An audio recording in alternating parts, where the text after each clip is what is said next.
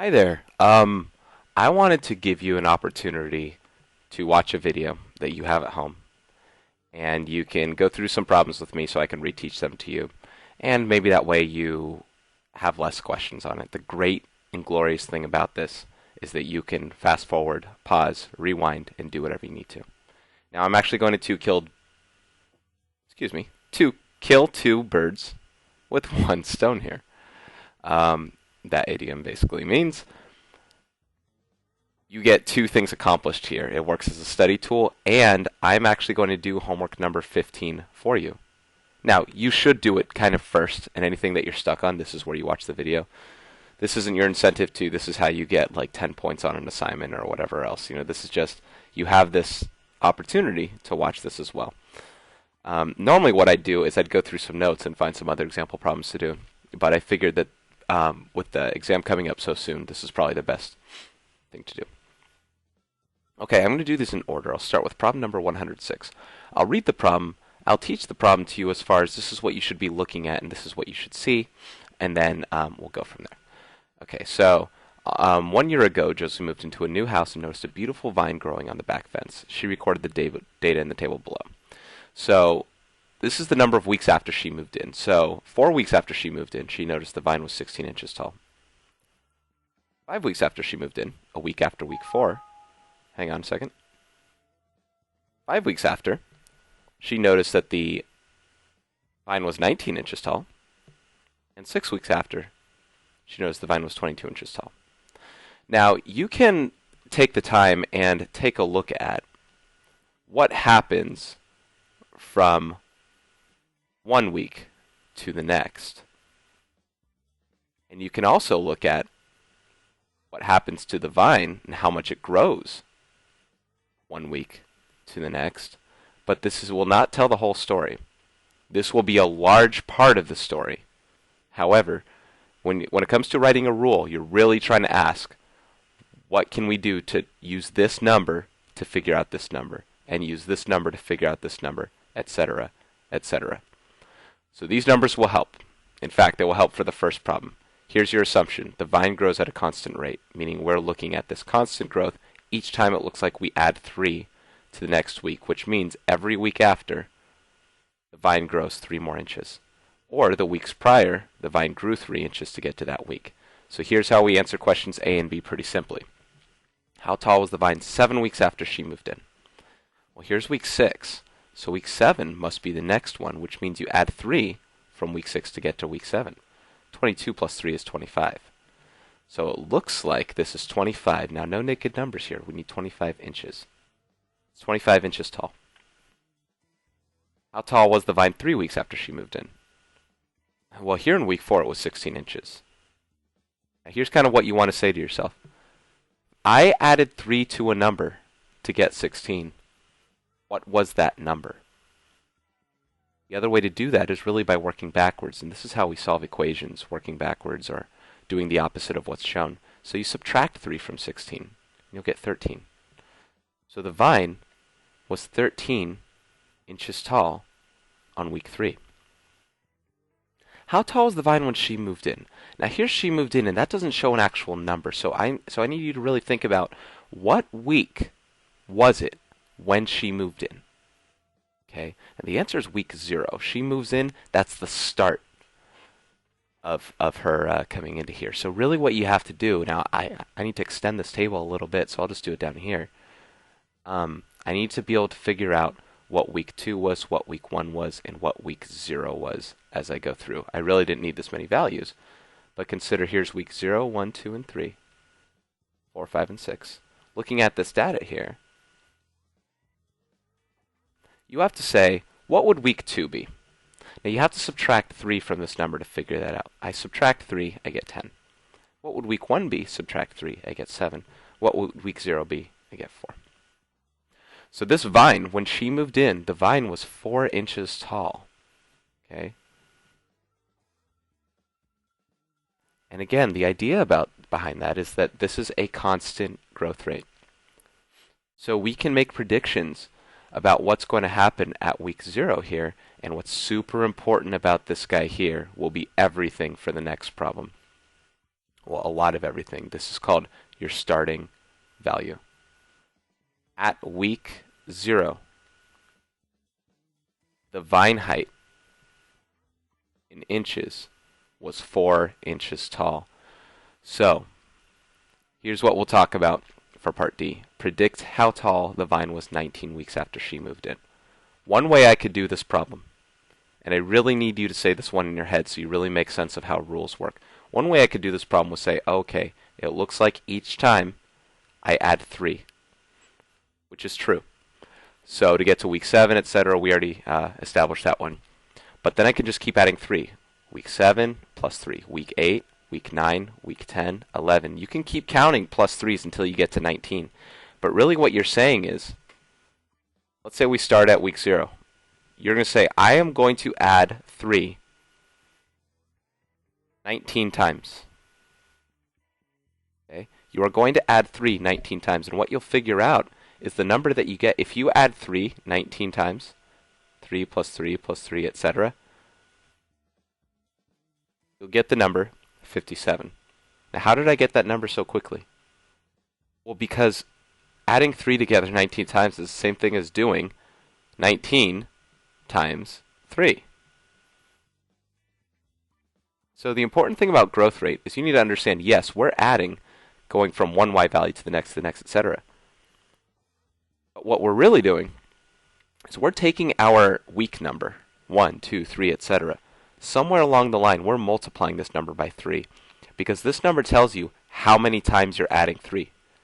Don't take my word for it, see for yourself. On week 0, I never add 3 anywhere.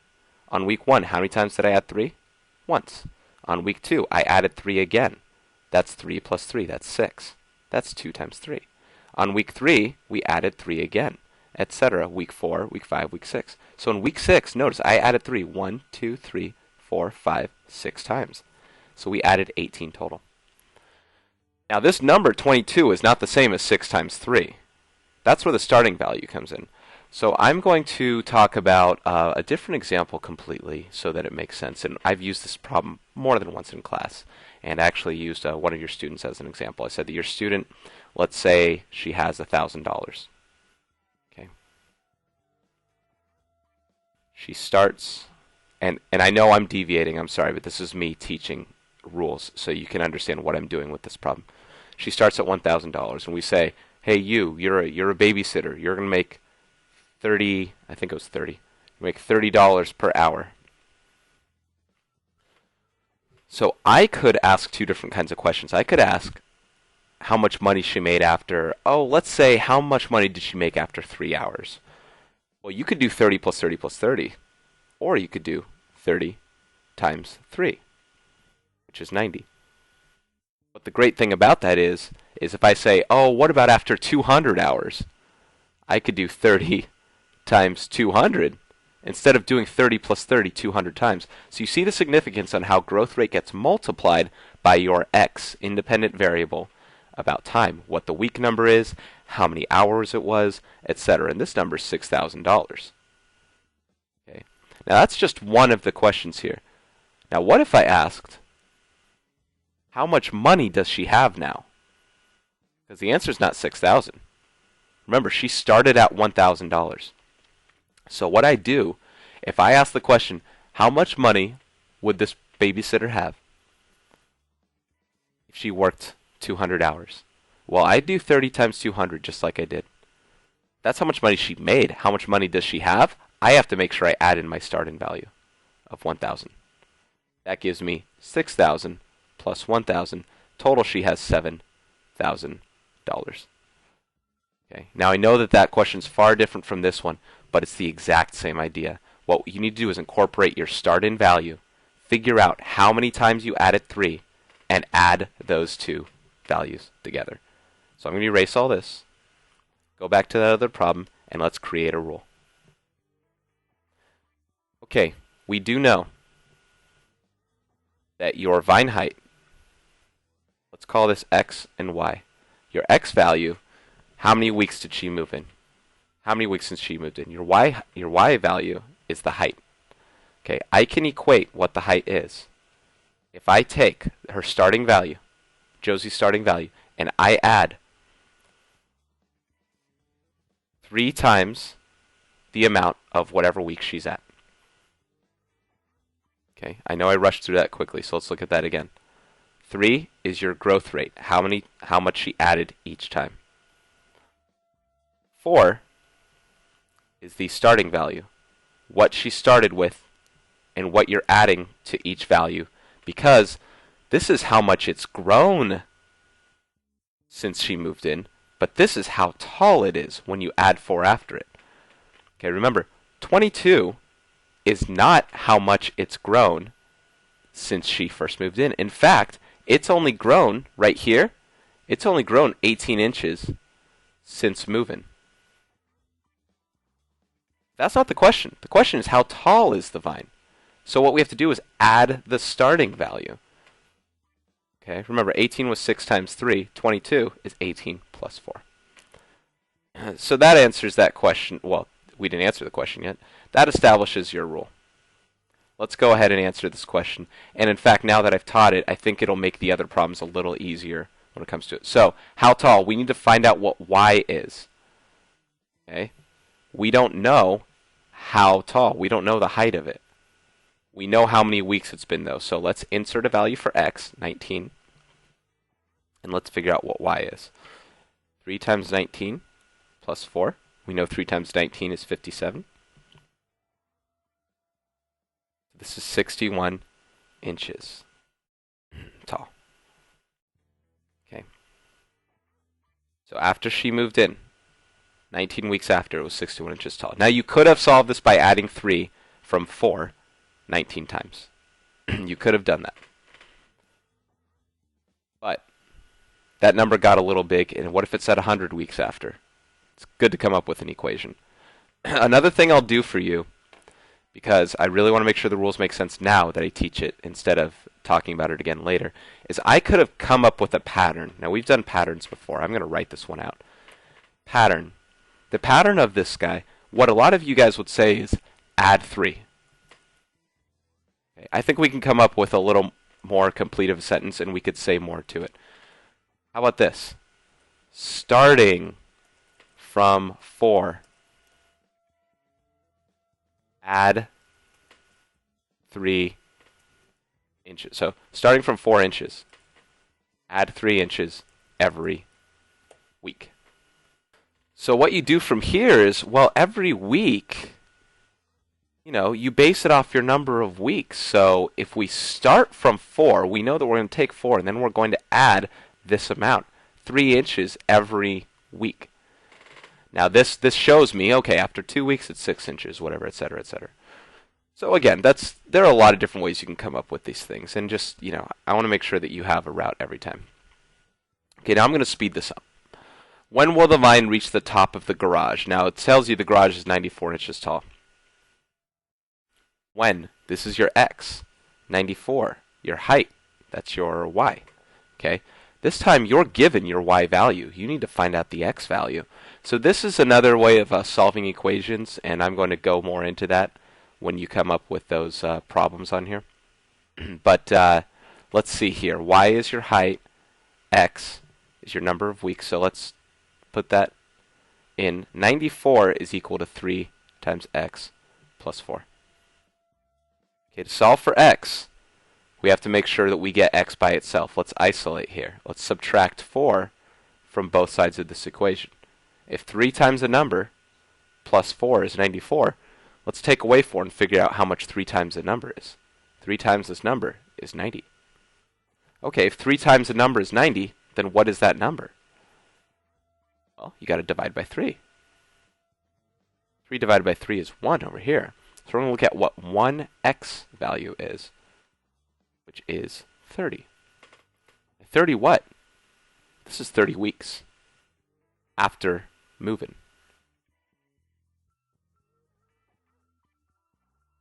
Right? After 30 weeks after moving, that vine will have reached 94 inches. Okay, number 107. Examine the tile pattern at right. Draw figure 1 and figure 5. Alright, so these are always fun. What you kind of want to do is come up with a baseline. It's kind of the same thing as this idea here. Um, you really want to come up with a baseline. What's kind of the same each time, and what changes each time? Or better yet, how can you take this figure and draw it within your next figure to figure out what's being added? Okay, so check this out. Here's figure 2. Figure 3 looks like figure 2, with one exception, is this part. This part was added on from figure 2 to make figure 3. And figure 4 was the same thing as figure 3, with the exception that this guy is being added on. So maybe you could describe a pattern, in words, and you could say, keep this looking figure, and then keep adding to the top and to the right until it makes a square. Okay. Now, there are other different ways you could do this. For instance, I could say that this is a 2 by 2, and this number is 2 plus 1.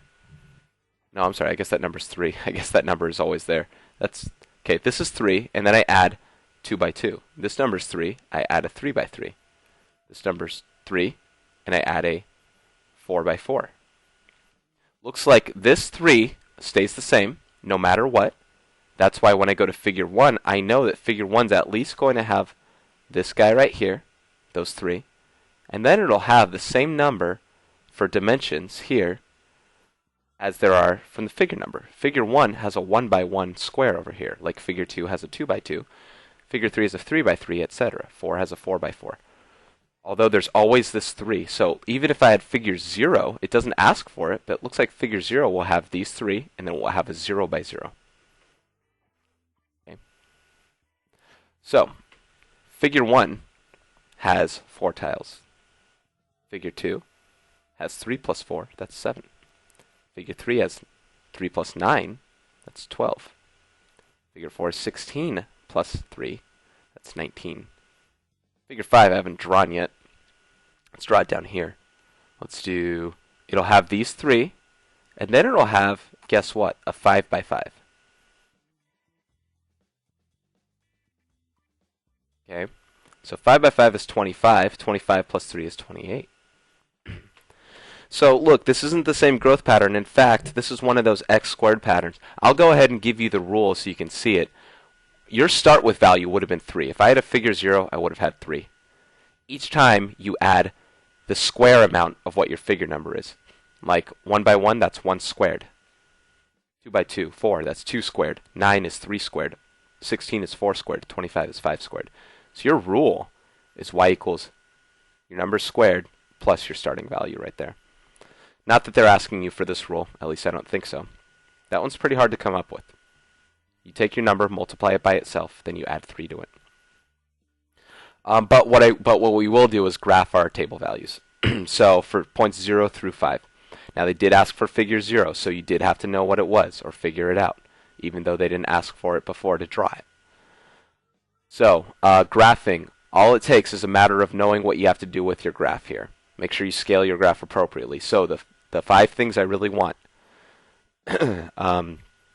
Label axes. Okay, we need a y, we need an x. We need to know that when we're doing this, we are associating this x with these guys down here, and the y values with these guys up here. Second thing you need is proper scaling. Now to scale, what's most important is that you create a high enough ceiling. Meaning, I have this number 28 right here. I better be able to count up to 28 here, at least. And if I can't, I have to scale differently. So I have 1, 2, 3, 4, 5, 6, 7, 8, 9, 10. Hopefully, 1, 2, 25, you see? So this goes up to 25. The problem is, that's not enough for me. So what I can't do is I can't call this 1, 2, 3, etc. And once I get to 24 here, once I get to 24 here, I say, this can be 28. It needs to be scaled appropriately. So what I have to do is change my increment set to something else. I think I'm going to have to go up by 2s. So this will be 2, 4, 6, 8. I'm going to call this 10. I don't have to write each one as long as I am showing that I'm going the same amount each time, saying that I'm going up by 2. Now, will these be important up here? No, they won't. Because I don't I don't have data points up there. My ceiling will be at 28 right here. Now my x values, look, I only have 5 of these. So I could very well just go 1, 2, 3, 4, 5. Okay. But I have enough room on this thing. In fact, I'm going to count how much room I have to see how many increments I could go over without exceeding a ceiling here. Like I can go 1, 2, 3, 4, 5, 6, 7, 8, 9, 10, 11, 12, 13, 14, 15, 16, 17, 18, 19, 20. So what I could actually do is I could go over every 4 tick marks. 1, 2, 3, 4. Call that 1. 1, 2, 3, 4. Call that 2. And I'm still going to have enough room. Is this necessary? No. Is it appropriate? Absolutely. It asks you to scale appropriately. And what I can do here is say, okay, well, this was 0, right? I'm going to fill up this graph with stuff, with information. And to me, that's most important. I don't want to have this really shrunk and really small. I want to be able to use this entire area and plot values on it. So the only problem with this y value stuff is that some of these values are odd numbers, which means I have to go in between. So when I have 0 for x, I have 3 for y. Here's 2, here's 4, so in between is 3. I'm going to plot that point right in between right there. Okay. My next point is 1, 4. So here's 1, and here is 4. Remember, I'm going up every 2. Then I have 3, 12. Oh, I'm sorry. 2, 7. That's in between. 2, 4, 6, 7. Right there. Okay. 3, 12 over 3. Up 10, 12. Okay. 4, 19. Here's 12, 14, 16, 18, 19's in between. And 5, 28. Here's 30, I think. Let me see. Here's 20, 22, 24, 26, 28. Here we go. So, you can tell this graph is not linear. Okay? It is a quadratic. It's a parabola. So those are 2 things. Okay, well, so those are 2 things we had to do. The third thing I would have asked you to do was plot points from table. The fourth thing is draw line, or in this case, a curve through your points. And then the fifth thing is to have an equation written. Normally you want it written on the graph, but because we only have one graph, that's okay. Now in this case, they didn't even ask you to write an equation, but I wrote one for you. This equation actually satisfies these points. So what I'm going to do is draw the line through it, and I apologize if this line doesn't really look that good. I'm only doing the best I can on my computer here. Now this is going to be a curve, so it's going to fit through all the points where you kind of curve through it like so. And it hits all those points right there. And this would actually keep going up that way, not that you have to do that. But notice how it's not a straight line on this one. This is not a constant growth. This is an exponential growth. It keeps going up, up, up, up, up. Now on this side, it would actually go up the other way in the positive direction too. Okay, okay, problem number 108. Clifford is making a cake for his sister's birthday. How sweet. The recipe calls for twice as much flour as sugar. Okay, here. So, looks like we're doing guess and check. Yep, doing guess and check table. We need to be able to do something to represent every value here that is not a rectangle. Every value here, and we can talk about what they all mean. So let me first set this up. You can read the problem as we do. We're going to have to figure out what each thing means here. So, here we go. I have these rows and columns. How many will I need? I'll need flour, sugar, ingredients other than flour and sugar, and total. So I need at least 4 columns here. Flour, sugar, other ingredients, total. We can even do a check one to see how we did. So here we go. Let's start reading that problem again. Clifford's making a cake for his sister's birthday. The recipe calls for twice as much flour as sugar. So let's do sugar, flour, other ingredients, and total. Okay, now the thing is, for guess and check, oh, and then check. For guess and check, we need to know how much flour there is based on how much sugar you have. So you're going to guess your amount of sugar. Whoa. You're going to guess your amount of sugar. This is where you put in some numbers. Flour is going to be twice as much as sugar. So what I'm going to be able to do here is say flour will be 2 times S, 2 times sugar. Whatever I put in for sugar, let's say I do 20. Okay?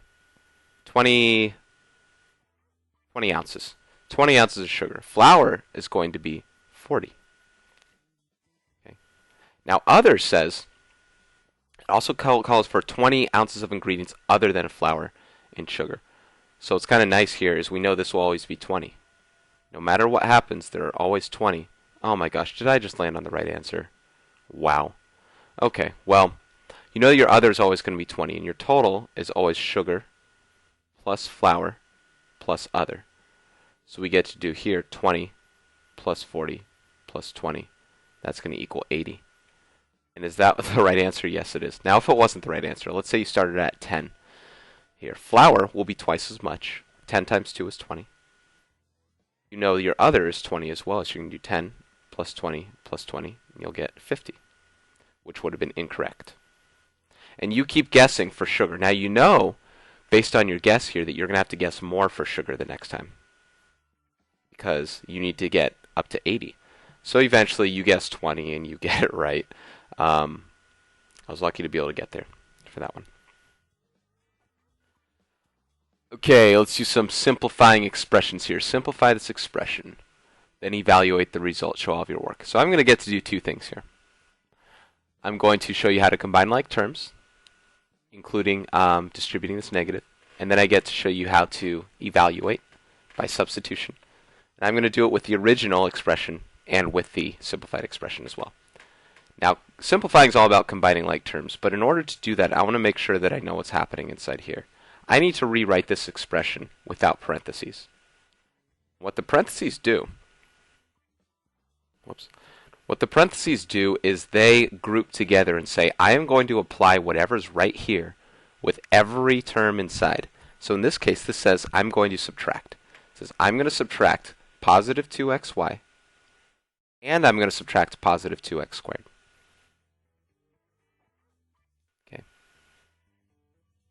Next thing I want to do is combine like terms. So maybe I take all my x squared terms and box them up and say, I'm going to put those together. Then I'm going to take let's say every xy term.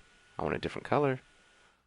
Every xy term, I'll circle them. Notice how I'm circling the sign in front of the value, because that sign has everything to do with that value as much as the value itself. That negative applies to 2xy. That doesn't apply to anything else but 2xy, so I need to make sure that stays there. Then I'll take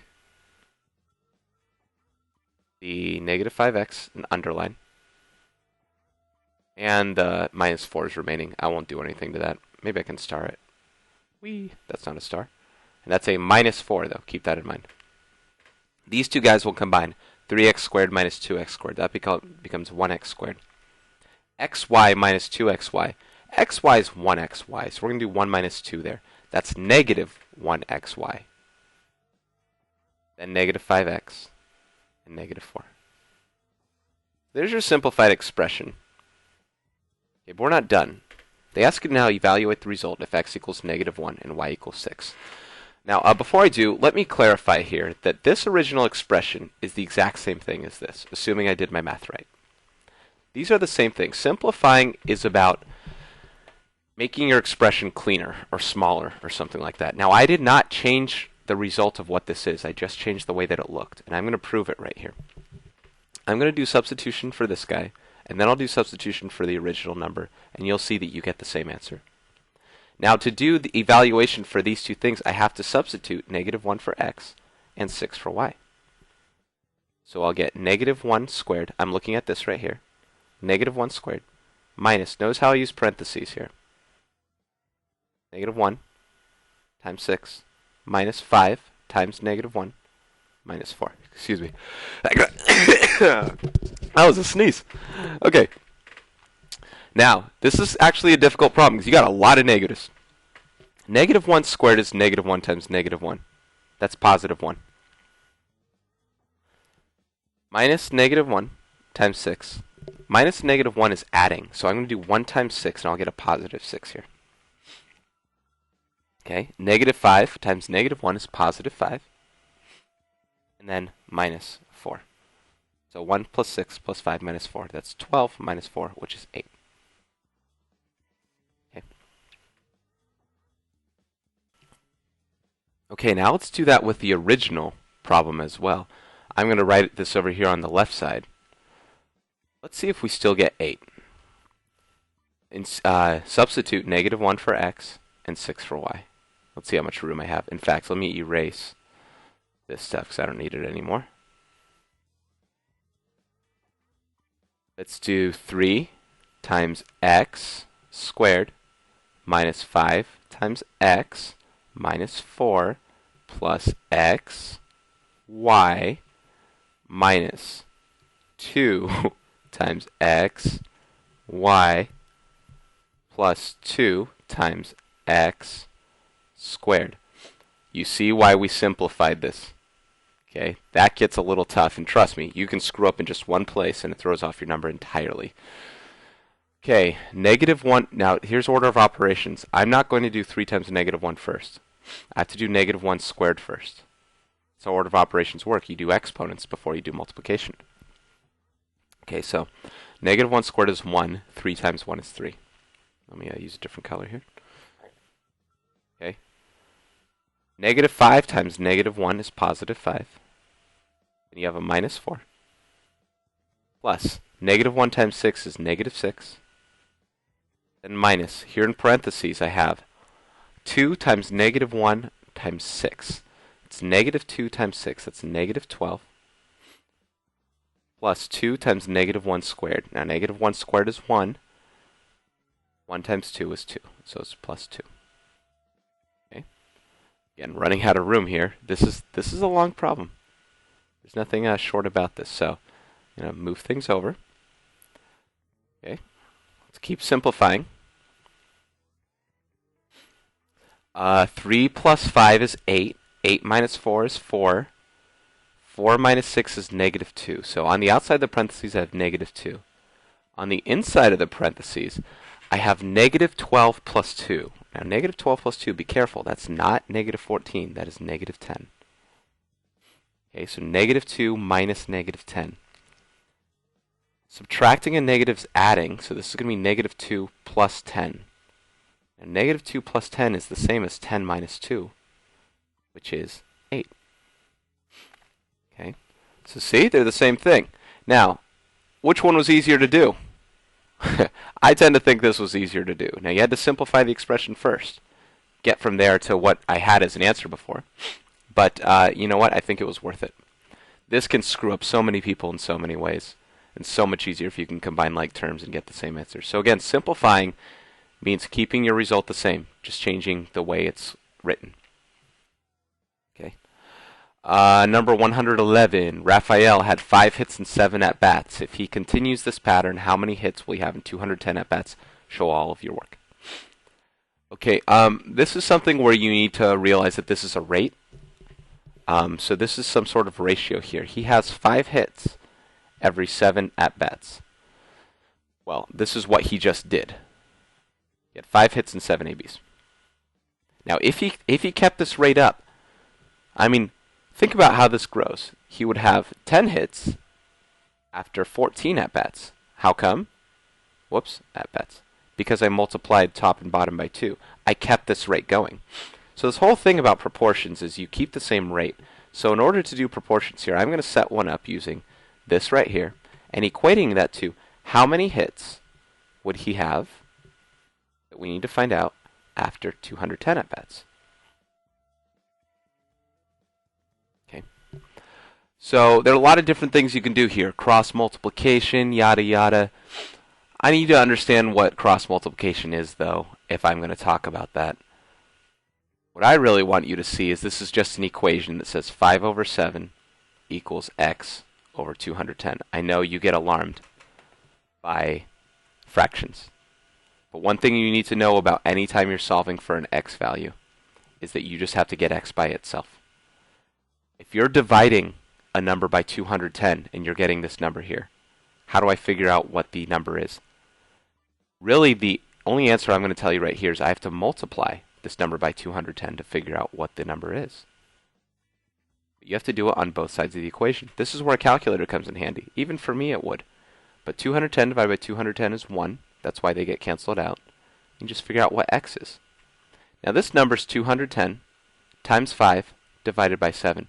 I can do 210 times 5 first if I wanted, or I can do 210 divided by 7 first if I wanted. It doesn't matter which. I want to do 210 divided by 7 because I know what that is off the top of my head. It's 30. 30 times 5 equals 150. 150 hits, to be more specific. Okay. Now the general rule behind this is you need to understand that first of all this answer makes sense. It should be a big number in the hundreds, just like this is 210, because you're talking about a rate at which this grew. What some people do is they say, what did I have to multiply 7 by to get 210? That's the same thing I have to multiply 5 by to get x here. So you do 5 times 30, just like right here.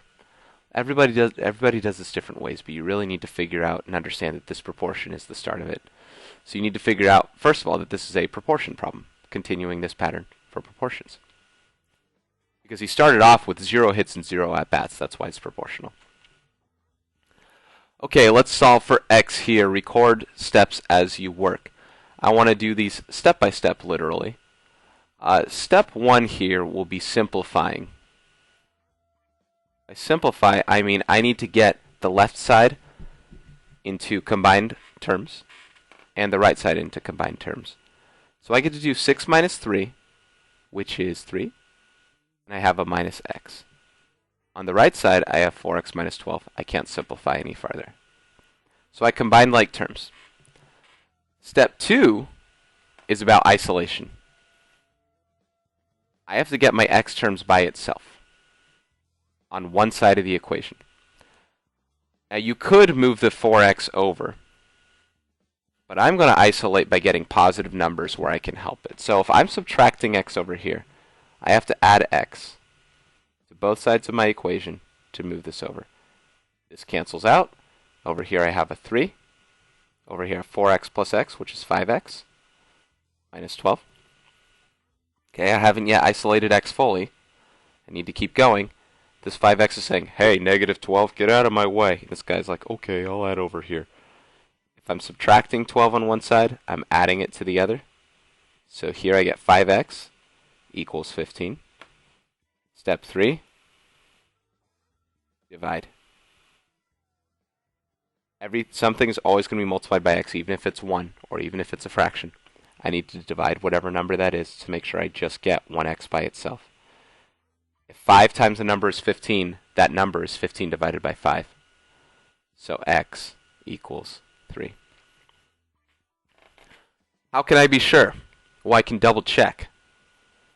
This is a solution. This is the value for my unknown variable that makes the statement true.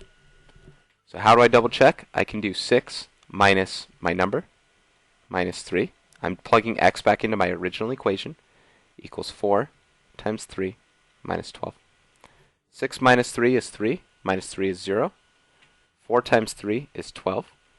12 minus 12 is 0, and 0 equals 0, of course, and that's fitting. The way I'm double checking is I just want to make sure that my statement is true, that my equation's balanced, and it is. I'm good to go. Okay, make an XY table from the points on the graph below, then write a rule for the table.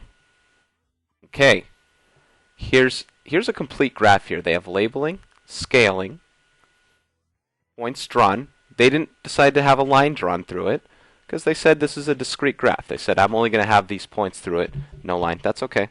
And no equation because we're going to come up with it. Okay, let's go ahead and make this XY table here. Now, this looks like it goes every 1. That's why it says 1, 2, 3, 4 right there. So I can figure out this low one first here. That'll be negative 2 in the x direction. In the y direction, that's down. Negative 8, negative 9. Okay? Then we have negative 1, and then negative 7, it looks like. So you can tell in these x's, I'm going every 1 up. And if you notice that this is linear, you're going to discover something about this to say, I don't have to look at all of these if I figure out what my growth rate is. At 0, I get negative 5. At 1, I get negative 3. So what I could notice from here is I don't have to keep counting these if I need to. I can figure out how much I'm adding each time. I'm adding 2, plus 2, plus 2, plus 2, plus 2, plus 2, plus 2, plus 2, and plus 2. Okay, now that's from one y value to another y value. Okay, now that's only if you recognize that, and if you know how to add 2 each time, because sometimes people have trouble with the negatives. And if and hey, don't take my word for it. See for yourself. Here's the 0.43 right there. I have 43. Okay, so a rule. I'm going to talk significantly less about it now that we've talked about rules before. The important things I want to say are my starting value and my growth rate. Okay, I'm going to fill that in, then we can talk about it. That, by the way, this is an equation. Let me rewrite that again. Y equals 2x minus 5. Let's say you owe somebody $5. Okay, that's your starting value is minus 5. You are 5 in the red. You are in debt. You have negative $5. You owe somebody $5. And each day you save $2, or you get $2. You find $2 on the ground, whatever it is. Every day, if X is your days, you get $2 per day. So after one day, you're able to pay the guy off $2. Now you owe him $3. After 2 days, you earned another $2, so you only owe him $1. After 3 days, you totally paid this guy off, which means you now have $1. After 4, 5, 6 days, you now have $7 since when you started. Okay, because you keep adding 2 each time. That's where that number comes in. And that's how you can say that in words. But your starting value, I really need you to make sure what starting value means. Starting value is your 0 at day 0, at time 0, hour 0, whatever it is.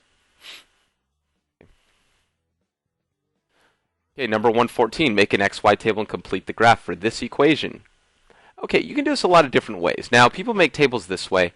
I'm going to make a table this way so you can see an alternate way to do it. And so you can have a lot of different things. The benefit of having a vertical table is that you can provide yourself with some work as you go. Okay, what I'm going to do is show my x values, my work, my y values, and then my coordinate points. Okay. So here we go. Let's get a reasonable color. X values, I want to get some negative, some positive. As you can tell here, this graph is a 4-quadrant graph and it's balanced out. So I might as well, if this is about one of my middle points here, let's choose this as 0. Actually, this is your middle. You choose this as 0. I can choose from negatives to positives. Now it's important to practice some of this. So this is why I'm doing it this way here. I can do negative 4, negative 3, negative 2, negative 1. 0, 1, 2, 3, and 4. And I can start plugging in these values. This is negative 2 times negative 4 plus 5, which is 8 plus 5, which is 13. So my y value is 13, and this coordinate point is negative 4, comma, negative 13. So what is put on here are the axes are labeled. What's not put on here is a scale. So I need to make sure that I show how far over I'm going. 1, 2, 3, 4, 5. The only problem about negative 13 here is it looks like it won't fit, which is okay. I still want to scale this every 5 here. 1, 2, 3, 4, 5. So I can make this negative 5, for example. Make this positive 5. As long as I have enough points on here, I'll be good to go. So, okay, that point can't really be plotted very well. So we'll go ahead and go to the next one. Negative 3. I do negative 2 times negative 3 plus 5. Which is 6 plus 5, which is 11. So this is 11. So this is negative 3, comma, negative 11. I'm sorry, positive. Did I do negative 13? That's positive 13, positive 11. Can 11 fit on here? I could fit right up there if I wanted to. I could do negative 3, comma, positive 11. It would be up there. Okay, that one's a little tougher to do. So right now I have 13, 11. Okay. And this one, negative 2 times negative 2 plus 5. That's 4 plus 5, which is 9. So my value is negative 2, comma 9, which goes right there, and which goes negative 2 up 5, 6, 7, 8, 9, right there. And I'll do one more for you. I'll do two more for you. Oops, this should be negative 1 times negative 2. I'm sorry, let me do that again. Negative 2 times negative 1 plus 5, which is 2 plus 5, which is 7. So this point is negative 1, comma 7. Negative 1, comma 7. And we get negative 1 there, 7 there, boom. And we'll do one more, 0. Negative 2 times 0 plus 5 is 0 plus 5, which is 5. We have the point 0, 5. Now, was it unexpected that 0, 5 was one of my points? Or did you know from this equation right here that 5 is your starting value? If 5 is your starting value, that means you put 5 where 0 is, because you multiply this by 0, you're going to get 0. Right? You know you're going to get 0, so it's just plus 5 after. So this should be no surprise to you that you get this number. The other thing that you can keep in mind, this is why I'm stopping here, is do you see a growth rate pattern? What's happening each time? The answer is I'm subtracting 2. 13 minus 2 is 11, 11 minus 2 is 9, 9 minus 2 is 7, 7 minus 2 is 5. 5 minus 2 is 3. 3 minus 2 is 1. 1 minus 2 is negative 1. Negative 1 minus 2 is negative 3. Now, where's that minus 2 coming from in my equation? Aha! My growth rate. So hopefully you're kind of seeing this, this two-way, let's see, I'm not sure what the word is, but, hopefully you're seeing this connection and this relationship between equation and table and equation. You can get from one to the next by looking at your growth rate and your starting value and how they tie in with your numbers here. So I can plot the rest of these points. And oh, by the way, you probably see what line this is going in. I'm just going to plot these points really quickly because I know exactly where they are. But if you plot those points there, then you know exactly what your graph's going to look like. So let's go ahead and graph this now. Okay, I'll go ahead and draw a straight line. Hopefully you'll have a ruler. But that line's straight enough for me. Goes through those points and you're good to go. I want to finish this up. Okay, last problem I think. Jessica was solving an equation. After she finished simplifying, her result was 0 equals 2. This result confused her. Explain to Jessica what her result means. Explain your reasoning thoroughly. Okay, I'll first draw up something for you, and then I'll type it up. Let's say she had an equation. It said something like x plus 7 equals 2x plus 9 minus x. Okay, let's say this was Jessica's original equation. Now this isn't something I expect you to do. I'm just saying this is an example of what she could have done. Her first step would be to simplify.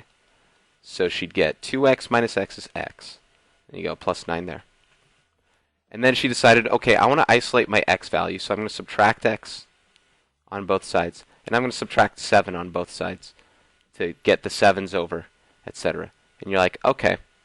And you eliminate that. And you're like, all right, oh, shoot, that became 0. And 9 minus 7 is 2. So I got 0 equals 2. What just happened? What does that mean? Well, what that means is 0 equals 2 doesn't make any sense. So first thing you would do if you had a problem like this is you double check, did I do the math right? And yes, I did the math right.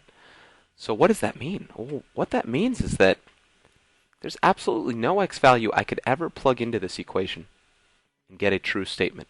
Remember, equations mean truth. Equal. Truth.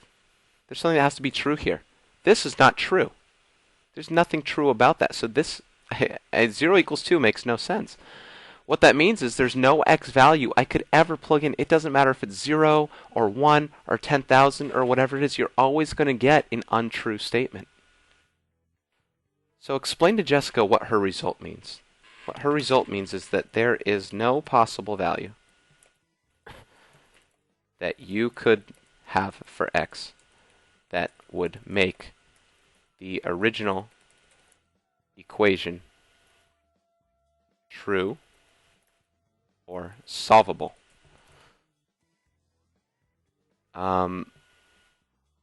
This means that there is no solution. Okay?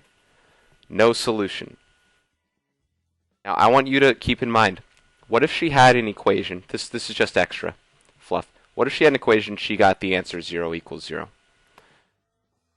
Okay, that would mean that, maybe she had an equation that maybe looks something like this. Maybe it looks something like 3x minus 4 plus x equals 2 plus 4x minus 6.